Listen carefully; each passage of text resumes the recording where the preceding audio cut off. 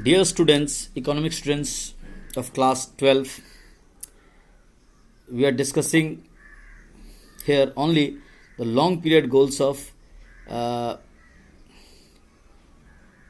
Indian Planning Commission through different 5-year plans. The chapter is 5-year plans in India, goals and achievements. But here we will discuss only the long period goals. Bharat आपको पता है कि 1947 में आज़ाद हो गया India. फिर 1950 आते आते हमारा प्लानिंग कमीशन बन गया. उसके first chairperson Pandit Jawaharlal Nehru, the prime minister of India, the then prime minister of India बने थे. और उनके लीडरशिप में वो सोशलिज्म को ज़्यादा प्रेफर करते थे. बट इंडिया एक डेमोक्रेटिक कंट्री था, इसलिए उन्होंने सोशलिज्म कैपिटलिज्म की मिलीजुली व्यवस्था को, जिसमें सोशलिज्म को ज़्यादा इम्पोर्टेंस लेकिन कैपिटलिज्म को भी इम्पोर्टेंस देते हुए मिक्स्ड इकोनॉमी के रास्ते पर चला. और जो प्लानिंग कमीशन बनी, उस प्लानिंग कमीशन ने अपने कुछ लॉन्ग पीरियड गोल्स निर्धारित किए, जिसमें पहला था the first was GDP growth. Means simply growth, यानी हर सेक्टर में, चाहे एग्रीकल्चर सेक्टर हो, चाहे इंडस्ट्रीज़ हो, चाहे इंफ्रास्ट्रक्चर हो, इकोनॉमिक इंफ्रास्ट्रक्चर या सोशल इंफ्रास्ट्रक्चर, हर एक सेक्टर में ग्रोथ करना है. मतलब इंडस्ट्रीज़ न्यू खुलने चाहिए, पुरानी इंडस्ट्रीज़ का प्रोडक्शन कैपेसिटी बढ़ना चाहिए, इंडस्ट्रीज़ के ब्रांचेस खुलना चाहिए, इंडस्ट्रीज़ में डाइवर्सिफिकेशन होना चाहिए. उसी तरह से एग्रीकल्चर आउटपुट साल दर साल बढ़ना चाहिए. जो बैरन लैंड्स है, जो अनफर्टाइल लैंड है, उसको भी फर्टाइल में कन्वर्ट करके उसको एग्रीकल्चर आउटपुट बनाने के लिए यूज़ करना है. ये हो गया ग्रोथ, आउटपुट बढ़ाना. फिर है एजुकेशंस के सेक्टर में ग्रोथ कैसे हो गया कि primary schools, high schools, colleges, technical universities, industrial training, इन सबको देश में न्यू ब्रांचेस खोलना और एग्जिस्टिंग ब्रांचेज में, एग्जिस्टिंग सेंटर पे स्टूडेंट कैपेसिटी बढ़ाना, क्लासेस बढ़ाना. ये हो गया ग्रोथ. रोड्स बढ़ाना, रेलवे ट्रैक्स बढ़ाना, रेल्स का मूवमेंट बढ़ाना, ट्रांसपोर्टेशन सेक्टर्स में, कम्युनिकेशन सेक्टर्स में फैसिलिटीज़ को एक शहर से दूसरे शहर, बड़े शहर से छोटे शहर, छोटे शहर से गांव तक, कस्बा तक पहुंचाना. ये हो गया ग्रोथ. अब सेकंड पॉइंट था फुल एम्प्लॉयमेंट.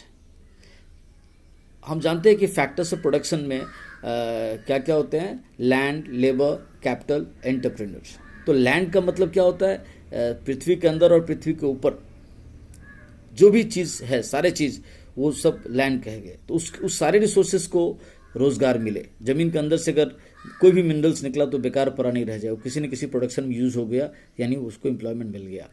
उसी तरह से अगर आपके पास फॉरेस्ट रिसोर्सेज है, आपके पास फिशरीज़ है, आपके पास क्रॉप्स रिसोर्सेज है, तो वो अगर बाज़ार में बिक गया, उससे वो कुछ बनने में प्रयोग हो गया, यानी उसको एम्प्लॉयमेंट मिल गया. लेबरर्स है, अगर 18 से 60 साल के बीच में आपका एज है, आपको कोई ना कोई काम मिल गया तो आपका एम्प्लॉयमेंट हो गया. आपके पास कोई प्रॉपर्टी है, चाहे वो ज़मीन का टुकड़ा है, चाहे वो आपका कार है, चाहे वो आपका ट्रैक्टर है या ट्रक है या बस है, अगर वो भाड़ा में आप खुद उसको चला रहे या दूसरे के थ्रू से चलवा रहे और पैसा कमा रहे, तो उसको भी एम्प्लॉयमेंट मिल गया. यानी हर फैक्टर्स ऑफ प्रोडक्शन को कैसे एम्प्लॉयमेंट मिले, ये लॉन्ग टर्म गोल्स था. और ये तभी संभव था जब इंडस्ट्रीज़ के न्यू ब्रांचेज खुले, इंडस्ट्रीज़ का प्रोडक्शन कैपेसिटी बढ़े, डाइवर्सिफिकेशन ऑफ इंडस्ट्रीज़ हो, एक्सेट्रा. हालांकि बढ़ती आबादी के कारण ये कभी फुल एम्प्लॉयमेंट हो नहीं पाया. फिर गोल था इक्विटेबल डिस्ट्रीब्यूशन और इक्विटी. मीन्स कि जब इंडस्ट्रीज़ का ग्रोथ होगा, हर रीजन में इंडस्ट्रीज बैठेंगे, वहाँ के स्पेशलिटीज़ के हिसाब से. जहाँ स्मॉल स्केल इंडस्ट्री बैठ सकता है वहाँ स्मॉल स्केल, वहाँ जहाँ लार्ज स्केल वहाँ लार्ज स्केल, जहाँ मीडियम साइज वहाँ मीडियम साइज. हर सेक्टर में वहाँ के हर क्षेत्र में वहाँ के स्पेशलिटी के हिसाब से हमको इंडस्ट्रीज बैठाना है. तो हर एक लोगों को एम्प्लॉयमेंट मिलेगा. लेकिन ऐसा करने में ऐसा नहीं हो कि सोसाइटी के कुछ ही लोग इकोनॉमिकली सोशली ज़्यादा आगे बढ़ पाए और कुछ लोग इकोनॉमिकली सोशली बैकवर्ड रह जाए, पीछे रह जाए. वो एजुकेटेड नहीं हो पाए, वो अच्छा बिजनेस नहीं कर पाए, वो अच्छी नौकरी नहीं कर पाए. अगर ऐसा होगा तो एक क्लास काफ़ी रिच हो जाएगा और एक क्लास काफ़ी गरीब हो जाएगा. तो हैव्स और हैव्स नॉट का एक क्लास समाज में निर्माण हो जाएगा. तो गवर्नमेंट के हर प्लान में कोशिश रही कि सोसाइटी में ऐसे स्कीम लागू किए जाए ऐसे अपॉर्चुनिटीज, जॉब अपॉर्चुनिटीज़ क्रिएट किया जाए, ऐसा टैक्स स्ट्रक्चर बनाया जाए कि हाई अर्निंग क्लास के ऊपर ज़्यादा टैक्स लगाया जाए और लो अर्निंग क्लास पे या तो टैक्स नहीं हो या कम टैक्स बर्डन हो। इस तरह से गवर्नमेंट इक्विटेबल डिस्ट्रीब्यूशन और इक्विटी पर काम करती थी और इसीलिए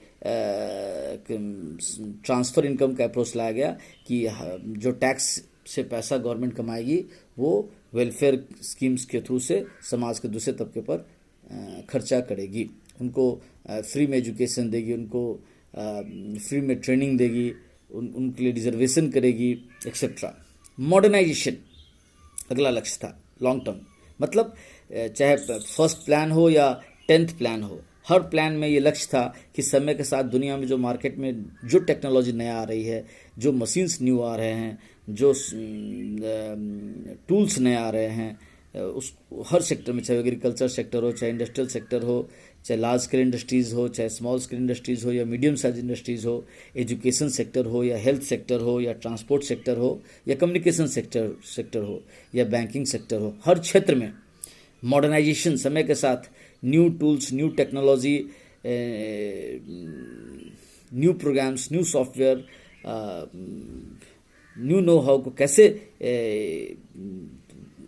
लाया जाए, लागू किया जाए, वो हो सके तो अपने खुद के यहाँ उसे बनाया जाए, या नहीं अपने यहाँ संभव नहीं है तो विदेशों से भी इंपोर्ट करके समय के साथ मॉडर्नाइजेशन करना जरूरी है और करते रहना है। सेल्फ सफिशिएंसी मीन्स कि हम हर साल अगर इंडस्ट्री ग्रोथ करेंगे, सभी को फुल एम्प्लॉयमेंट के लेवल तक पहुंचाएंगे, सोसाइटी में इनइक्वालिटीज़ नहीं रहे, समाज के हर तबका के लोगों को respective of caste, creed, religion, sex आगे बढ़ाना है, समतामूलक समाज निर्माण करना है और समय के साथ हम मॉडर्नाइज भी कर रहे हैं, न्यू टेक्नोलॉजी को भी अगर अपना रहे हैं, तो इसलिए हर प्लान में एक और लक्ष्य था सेल्फ सफिशिएंसी, कि धीरे धीरे हम हर क्षेत्र में इतना ज़्यादा प्रोडक्शन करने लगे, इतने ज़्यादा आउटपुट अपने देश में होने लगे कि हम उस चीज़ों में धीरे धीरे विदेशों पर निर्भरता छोड़ दें। लेकिन वो एक साथ नहीं होगा, पहले एग्रीकल्चर को टारगेट बनाया गया, फिर इंडस्ट्रीज में भी बहुत सारे प्रोडक्ट होते हैं, तो ये हर प्लान में ये जारी रहा, हर 5 वर्षीय प्लान में, हर 5 ईयर प्लान में ये कोशिश रही गवर्नमेंट की कि ये जो क्या कहते हैं, हम दूसरे देश से जो इम्पोर्ट करके मंगवाते हैं food products, medicines, heavy machines या even small tools, machines etcetera, FMCG daily life में यूज होने वाले प्रोडक्ट भी अगर विदेशों से मंगवा रहे हैं तो ये ठीक बात नहीं है।